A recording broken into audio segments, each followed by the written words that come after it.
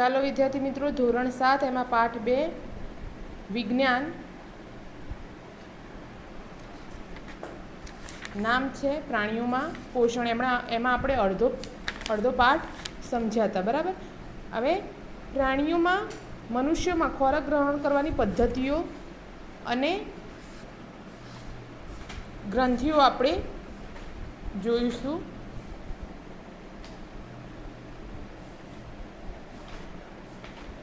તો જો એમાં આપણે અન્નનળી પર પહોંચ્યા હતા. પહેલાં તો જો ગળેલો ખોરાક અન્નનળીમાં થઈને આગળ વધે છે.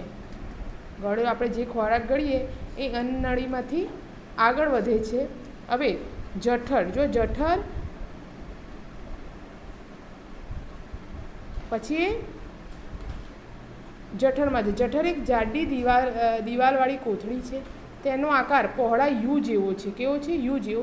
તે પાચન માર્ગનો સૌથી પહોળો ભાગ છે. તે એક છેડેથી અન્નનળી દ્વારા ખોરાક લે છે અને બીજા છેડે નાના આંતરડામાં ખુલે છે. અન્નનળી દ્વારા ખાધેલો ખોરાક ક્યાં જાય છે?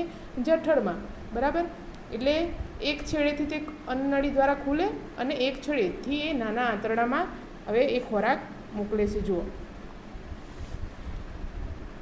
જઠરનો ખોરાક ક્યાં જાય છે? નાના આંતરડામાં. હવે જો વિદ્યાર્થી મિત્રો, અહીંયા છે જઠરનું કાર્ય ખૂબ જ વિચિત્ર અને આકસ્મિક રીતે શોધાયું. 1822માં એલેક્સિસ માર્ટિનનો ખૂબ જ ભયાનક રીતે ગોળી વાગી. ગોળીને છાતીની દિવાલને ઈજા પહોંચાડી અને જઠરમાં કાણું પાડ્યું. તેને એક અમેરિકન આર્મી ચિકિત્સક વિલિયમ બ્લુમોન્ટ પાસે લઈ જવામાં આવ્યો. તેણે દર્દીને તો બચાવી લીધો, પરંતુ તે વ્યવસ્થિત રીતે કાણું બંધ કરવામાં અસક્ષમ રહ્યો અને તેણે પટ્ટી બાંધેલી સ્થિતિમાં જ રાખ્યું. બ્લુમોન્ટે કાણા દ્વારા જઠરની અંદર જોવા અદ્ભુત તક મળી. તેણે કેટલાક આશ્ચર્યજનક અવલોકન કર્યા. બ્લુમોન્ટે જોયું કે જઠરમાં ખોરાક વલોવાય છે. તેની દિવાલમાંથી એવું પ્રવાહી સ્રવે છે જે ખોરાકનું પાચન કરે છે. તેણે એ પણ જોયું કે જઠરમાં પાચન પૂર્ણ થયા બાદ ખોરાક જઠરના અંતના ખુલ્લા માર્ગ માટે માત્ર નાના આંતરડામાં પહોંચે છે. એણે એ પણ જોયું કે જઠરમાંથી ખોરાક ક્યાં જાય છે? નાના આંતરડામાં. હવે જો નાનું આંતરડું કોણ? નાનું આંતરડું એ અત્યંત ગૂંચળામય અને 7.5 મીટર લાંબુ છે. ગૂંચળવાળું છે અને 7.5 મીટર લાંબુ છે. તે યકૃત અને સ્વાદુપિંડના સ્ત્રાવો મેળવે છે. સાથે સાથે તેની દિવાલ પર રસોનો સ્ત્રાવ કરે છે. હવે જો યકૃત એ લાલાશ પડતા બદામી રંગની ઉદરમાં જમણી બાજુએ ઉપરના ભાગે આવેલી ગ્રંથિ છે. યકૃત એ લાલાશ પડતા બદામી રંગની, કયા રંગની? બદામી રંગની ઉદરમાં જમણી બાજુ ઉપરના ભાગે આવેલી ગ્રંથિ છે. તે આપણા શરીરની સૌથી મોટી ગ્રંથિ છે. હવે પ્રશ્ન થાય, આપણા શરીરની સૌથી મોટી ગ્રંથિ કઈ? તો યકૃત. તે પિત્તરસનો સ્ત્રાવ કરે છે, જે પિત્તાશય જેવી કોથળીમાં સંગ્રહાયેલ હોય છે. પિત્તરસ એ ચરબીના પાચનમાં મહત્વનો ભાગ ભજવે છે. પિત્તરસ જે ચરબીયુક્ત હોય ખોરાક એનો પાચનમાં મહત્વનો ભાગ ભજવે છે. હવે જુઓ, પછી નાના આંતરડામાં શોષણ. હવે પચિત ખોરાક નાના આંતરડાની દિવાલથી રુધિરવાહિનીમાંથી પસાર થાય છે. જે ખોરાક પચી જાય છે તે નાના આંતરડાની દિવાલની રુધિરવાહિનીમાંથી પસાર થાય છે, જેને શોષણ કહેવાય છે. નાના આંતરડાની અંદરની દિવાલમાં હજારો આંગળીઓ જેવા નાના પ્રવર્ધો જોવા મળે છે, જેને રસાકુરો કહે છે. નાના આંતરડાની અંદરની દિવાલમાં હજારો આંગળીઓ જેવા નાના પ્રવર્ધો જોવા મળે છે, તેને રસાકુરો કહે છે. તો આ પ્રશ્ન બની ગયો, રસાકુરો કોને કહેવાય? બરાબર. હવે જુઓ,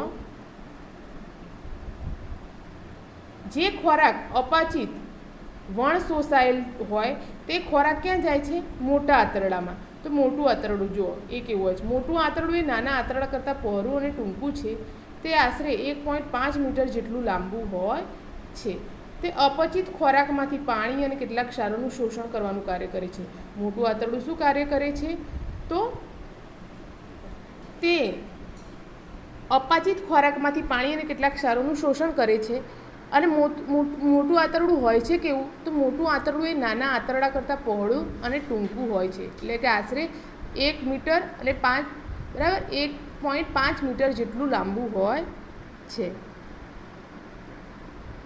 હવે જો તે અપાચિત ખોરાકમાંથી પાણી અને કેટલાક ક્ષારોનું શોષણ કરવાનું કાર્ય કરે છે. બાકી રહેલ કચરો એ મળાશયમાં જાય છે અને તેમાં અર્ધપાચિત મળ સ્વરૂપે રહે છે. અર્ધપાચિત જે ખોરાક હોય એ મળ સ્વરૂપે રહે છે. આ મળ દ્વારા સમયાંતરે નિકાલ પામે છે, જેને મળ ત્યાગ કહે છે. બરાબર. હવે જો ઘાસ ખાતા પ્રાણીઓમાં પાચન. શું તમે ગાય, ભેંસ કે બીજા ઘાસ ખાનાર પ્રાણીઓની સતત ચાવતા હોય ત્યારે તમે પણ જ્યારે તેઓ ખાતા ન હોય શું તમે ગાય, ભેંસ કે બીજા ઘાસ ખાનાર પ્રાણીઓને સતત ચાવતા જોયા છે? ત્યારે પણ જ્યારે તેઓ ખાતા ન હોય તો હકીકતમાં તેઓ ખૂબ જ ઝડપથી ઘાસ ગળી જાય છે અને આમાશય નામના જઠરમાં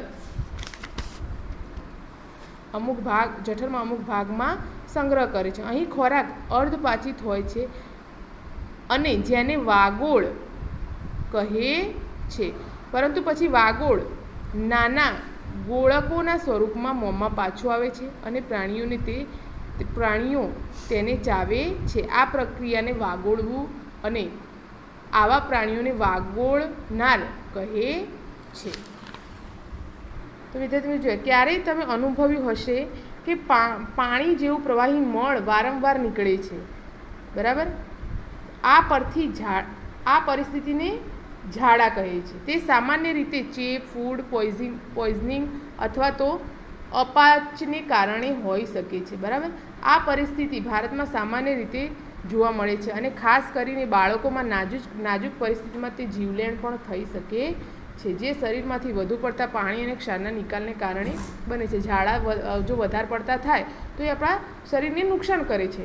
ઝાડાને અવગણવા ન જોઈએ. ડૉક્ટરની સલાહ લીધા અગાઉ પણ દર્દીને પુષ્કળ ઉકાળીને ઠંડા કરેલ પાણીમાં મીઠું કે ખાંડ ઓગાળીને આપવું જોઈએ, જેને મૌખિક રિહાઇડ્રેશન દ્વારણ કહે છે. હવે જો વિદ્યાર્થી મિત્રો, અમીબા ખોરાક ગ્રહણ અને પાચન. અમીબા તળાવના પાણીમાં જોવા મળતું સૂક્ષ્મ જીવ છે. અમીબા કોરસ્તર એક ગોળ ઘટ કોષ કેન્દ્ર અને કોષરસમાં ઘણી નાની ગોળકો જેવી રસધાનીઓ ધરાવે છે. અમીબા સતત તેનો આકાર અને સ્થાન બદલે છે. તે એક અથવા વધુ આંગળી જેવા પ્રવર્ધો બહાર કાઢે છે. તેને ખોટા પગ કહે છે, જે હલનચલન અને ખોરાક પકડવામાં મદદ કરે છે. અમીબા કેટલાક સૂક્ષ્મજીવોને આરોગે છે. એ કેટલાક સૂક્ષ્મજીવોને ખાય છે. જ્યારે તેને ખોરાકનો આભાસ થાય છે, તે પોતાના પગને ખોરાકની તરફ ફેલાવે છે અને ખોરાક ગળી જાય છે. આ ખોરાક અન્નધાનીમાં ફસાય છે. ક્યાં ફસાય છે? અન્નધાનીમાં પાચક રસો ઠલવાય છે. તે ખોરાક પર કાર્ય કરે છે અને તેને સરળ પદાર્થમાં ફેરવે છે. ધીરે ધીરે પાચિત ખોરાક શોષણ પામે છે અને શોષિત ખોરાક વૃદ્ધિ, શરીર ટકાવી રાખવા અને કોષો બહુગુણ માટે વપરાય છે. બરાબર. અપાચિત વધેલ ખોરાક રસધાની દ્વારા શરીરમાંથી બહાર ફેંકાઈ જાય છે.